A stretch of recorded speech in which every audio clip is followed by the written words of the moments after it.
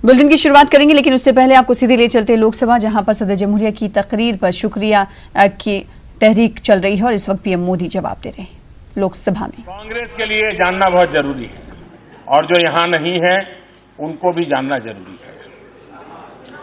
भूपेंद्र कुमार दत्त एक समय में ऑल इंडिया कांग्रेस कमेटी में थे, उसके सदस्य थे।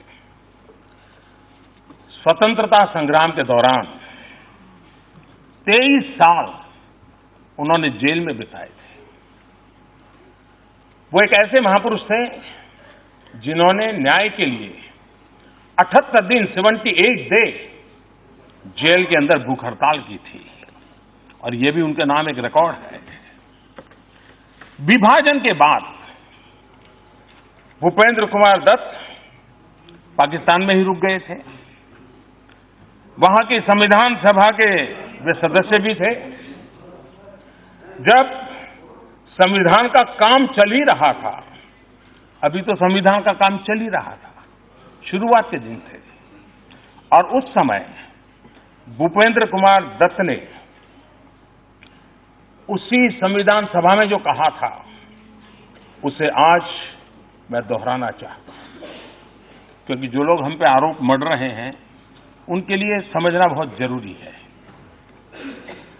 भूपेंद्र कुमार दत्त ने कहा था, so far as this side of Pakistan is concerned, the minorities are practically liquefied. Liquidated. Practically liquidated. Those of us who are here to live represent near a core of people still left in East Bengal, live under a total sense of frustration. ये भूपेंद्र कुमार दत्त ने बंटवारे के तुरंत बाद वहां की संविधान सभा में ये दर्द व्यक्त किया था। ये हालत थी स्वतंत्रता के शुरुआत के दिनों से ही अल्पसंख्यकों की, वहां के अल्पसंख्यकों की। इसके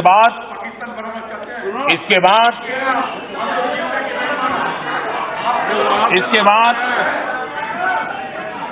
पाकिस्तान में स्थिति इतनी खराब हो गई कि भूपेंद्र दत्त को भारत आकर के शरण लेनी पड़ी और बाद में उनका निधन भी ये मां भारती की गोद में हुआ।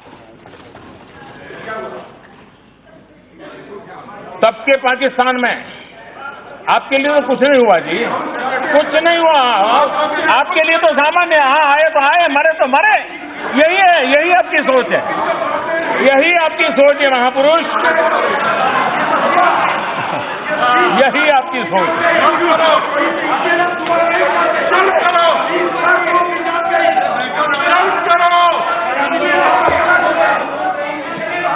माननीय अध्यक्ष जी,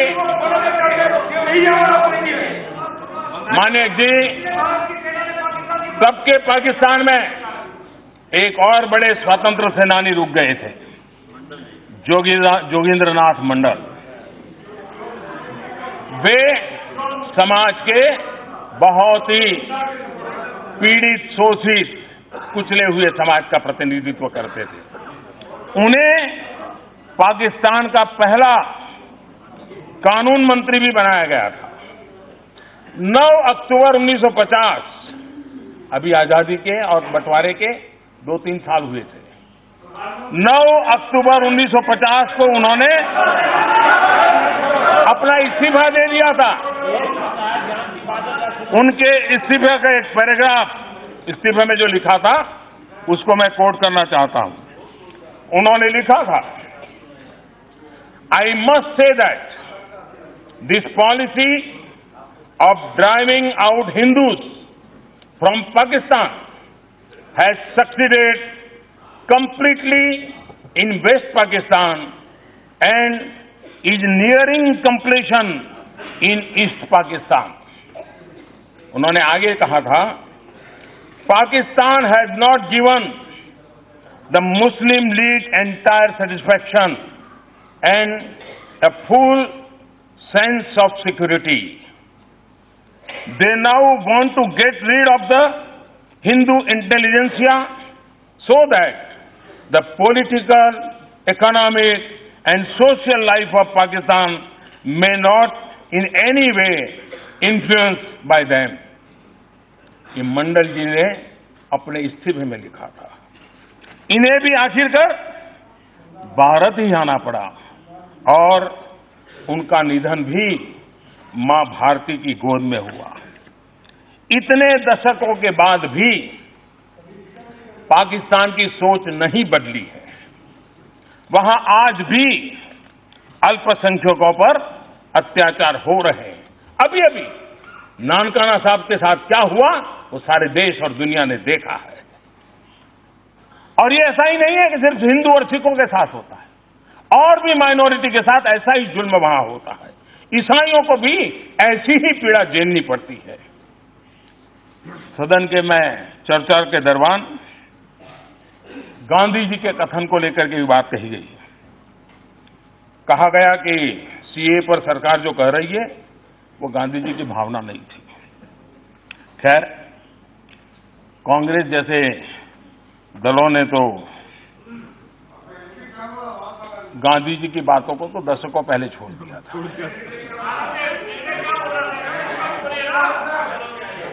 पूरी तरह कोटेबल कोर्ट इज अवेलेबल और हमने 50 बार दे दिया है।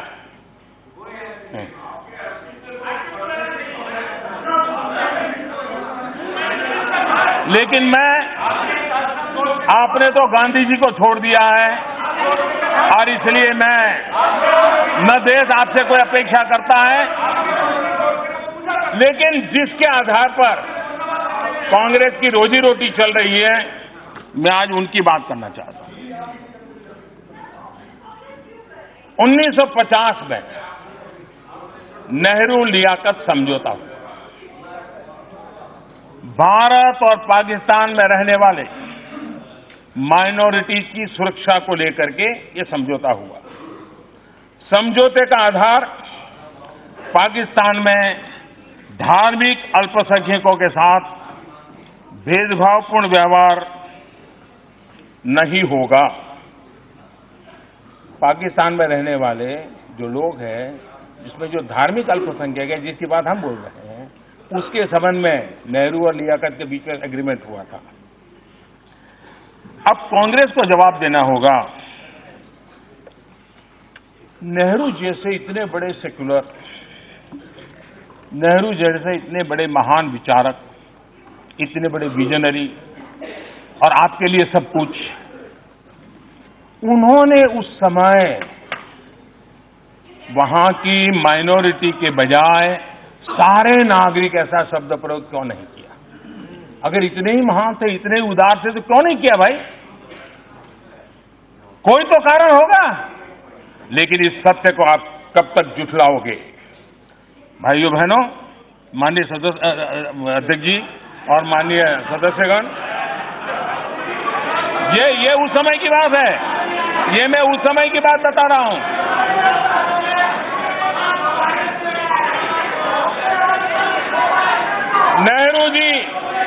नेहरू जी समझौते में पाकिस्तान की माइनॉरिटी इस बात पर कैसे मान गए? जरूर कुछ न कुछ वजह होगी। जो बात हम बता रहे हैं आज, वही बात उस समय नेहरू जी ने बताई थी।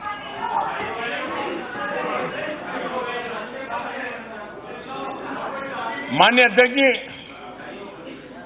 नेहरू जी ने माइनॉरिटी शब्द क्यों प्रयोग किया? ये आप बोलेंगे नहीं क्योंकि आपको तकलीफ है, लेकिन नेहरू जी खुद इसका जवाब देके गए। मुझे मालूम है आप उनको भी छोड़ दोगे, जहां जरूरत पड़े आप किसी को भी छोड़ सकते। नेहरू जी ने नेहरू लियाकत समझौता साइन होने के एक साल पहले असम के तत्कालीन मुख्यमंत्री श्रीमान गोपीनाथ जी को एक पत्र लिखा था, और गोपीनाथ जी को पत्र में जो लिखा था वो उसमें कोट करना चाहता हूं। उन्होंने पत्र में लिखा था, जो लोग हमको कहते हैं ना हम हिंदू मुस्लिम कर रहे हैं, हम देश को बांट रहे हैं, ये नेहरू जी ने क्या कहा था ये जरा याद रखना। गोपीनाथ जी जो असम के मुख्यमंत्री थे, नेहरू जी ने लिखा था, आपको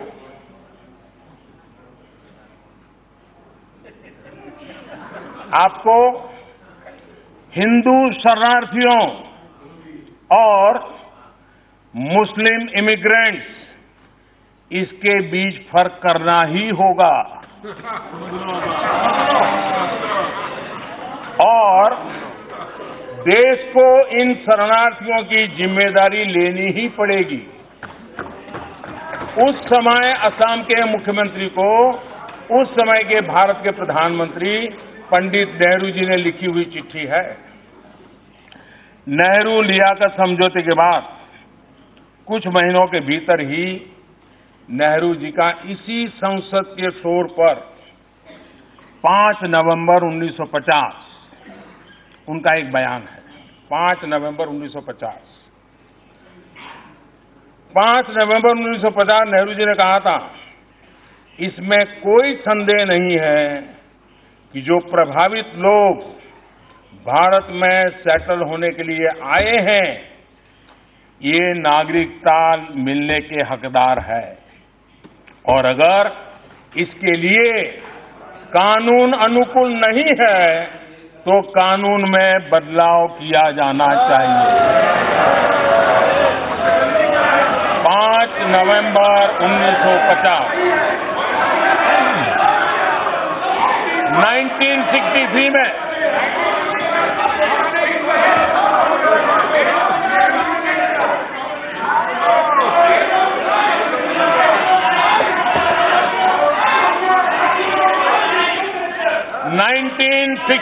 में लोकसभा में इसी सदन में और इसी जगह से 1963 में कॉल अटेंशन मोशन हुआ। उस समय प्रधानमंत्री नेहरू तत्कालीन विदेश मंत्री के रूप में भी जिम्मेदारी संभाल रहे थे। मोशन का जवाब देने के लिए विदेश राज्य मंत्री श्रीमान दिनेश सिंह जी जब बोल रहे थे तो आखिर में प्रधानमंत्री नेहरू जी ने बीच में उन्हें टोकते हुए कहा था और उन्होंने जो कहा था मैं कोट कहता हूं, पूर्वी पाकिस्तान में वहां की अथॉरिटी हिंदुओं पर जबरदस्त दबाव बना रही है। ये पंडित जी का स्टेटमेंट था। पाकिस्तान के हालात को देखते हुए गांधी जी नहीं नेहरू जी की भावना भी रही थी। इतने सारे दस्तावेज हैं, चिट्ठियां हैं, स्टैंडिंग कमेटी की रिपोर्ट है, सभी इसी तरह के कानून की वकालत करते रहे हैं। मैंने इस संबंध में तथ्यों के आधार पर अब मैं कांग्रेस के खास रूप से पूछना चाहता हूं और उनकी इकोसिस्टम भी मेरे सवाल समझेगी। जो ये सारी बातें मैंने बताई, क्या पंडित नेहरू कम्युनल थे? मैं जरा जानना चाहता हूं। क्या पंडित नेहरू हिंदू मुस्लिम में भेद किया करते थे? क्या पंडित नेहरू हिंदू राष्ट्र बनाना चाहते थे? जो उन्होंने जो बातें कही, क्या पंडित नेहरू हिंदू राष्ट्र बनाना चाहते थे? माननीय अध्यक्ष जी, कांग्रेस की दिक्कत ये है, वो बातें बनाती है, झूठे वादे करती है और दशकों तक वो वादों को टालती रहती है। आज हमारी सरकार अपने राष्ट्र निर्माताओं की भावनाओं पर चलते हुए फैसले ले रही है तो कांग्रेस को दिक्कत हो रही है। और मैं फिर से स्पष्ट करना चाहता हूं, इस सदन के माध्यम से इस देश के 130 करोड़ नागरिकों को बड़ी जिम्मेवारी के साथ संविधान की मर्यादाओं को समझते हुए कहना चाहता हूं, संविधान की जिम्मेवारियों को समझते हुए कहना चाहता हूं, संविधान के प्रति समर्पण भाव से कहना चाहता हूं, देश के 130 करोड़ नागरिकों से कहना चाहता हूं, सीएए इस बिल से, इस एक्ट से हिंदुस्तान के किसी भी नागरिक पर किसी भी प्रकार का कोई प्रभाव होने वाला नहीं है। चाहे वो हिंदू हो, मुस्लिम हो, सिख हो, ईसाई हो, किसी को नहीं होने वाला। इससे भारत की माइनॉरिटी को कोई नुकसान होने वाला नहीं। फिर भी जिन लोगों को देश की जनता ने नकार दिया है, वो लोग वोट बैंक की राजनीति करने के लिए ये खेल खेल रहे हैं। और मैं जरा पूछना चाहता हूं, मैं कांग्रेस के लोगों से विशेष रूप से पूछना चाहता हूं, जो माइनॉरिटी के नाम पर अपनी राजनीतिक रोटियां सेकते रहते हैं, क्या कांग्रेस को 84 के दिल्ली के दंगे याद है? क्या माइनॉरिटी के साथ, क्या वो माइनॉरिटी नहीं थी? वो माइनॉरिटी थी कहीं ना? क्या आप उन लोगों के, हमारे सिख भाइयों के गले में टायर बांध करके उनको जला दिया था?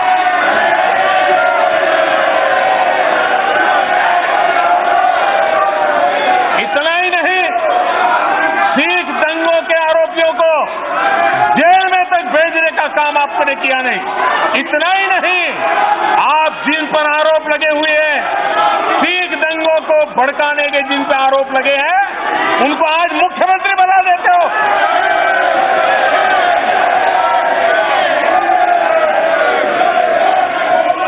सिख दंगों को आरोपियों को सजा दिलाने में उन हमारी विधवा माताओं को 3 दशक तक न्याय के लिए इंतजार करना पड़ा। क्या वो माइनॉरिटी नहीं थी? क्या माइनॉरिटी के लिए 2 तराजू होंगे? क्या यही आपके तरीके होंगे?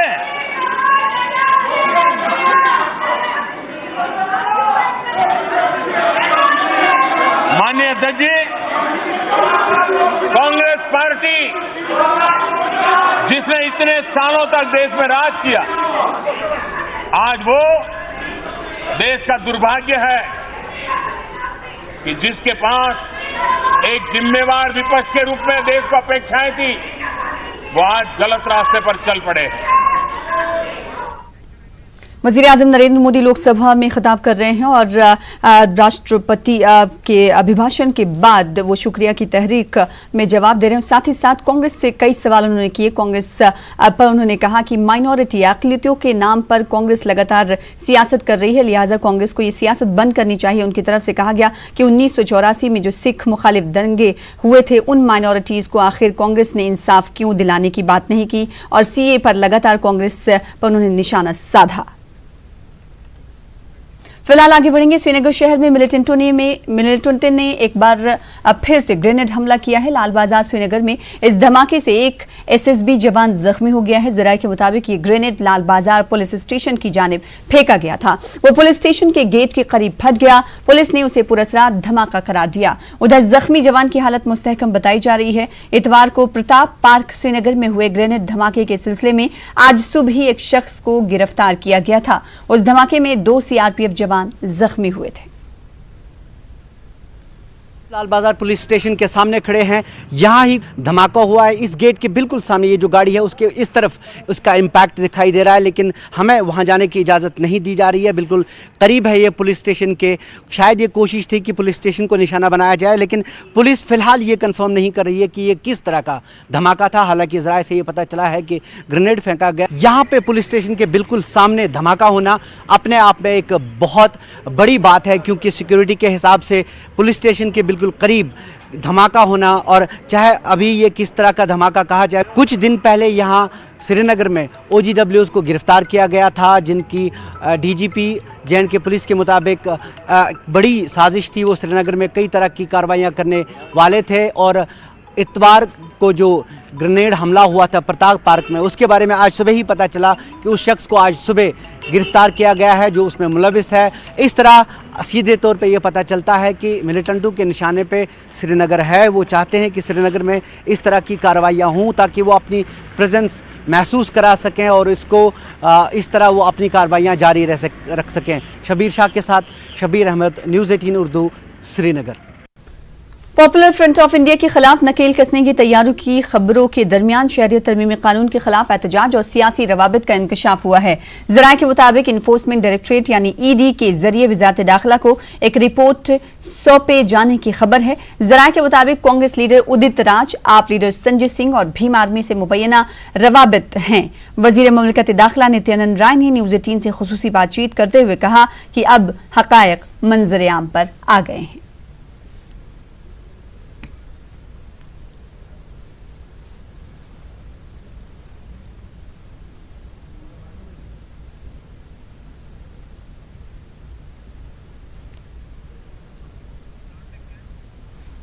अरविंद केजरीवाल ने प्रेस कॉन्फ्रेंस कर बीजेपी के सवालों और इल्जामात का जवाब दिया। उन्होंने कहा कि बीजेपी लोगों के जहनों को बांट रही है और लोगों को भड़का रही है। वोट बैंक के लिए बीजेपी किसी भी हद तक गिर सकती है।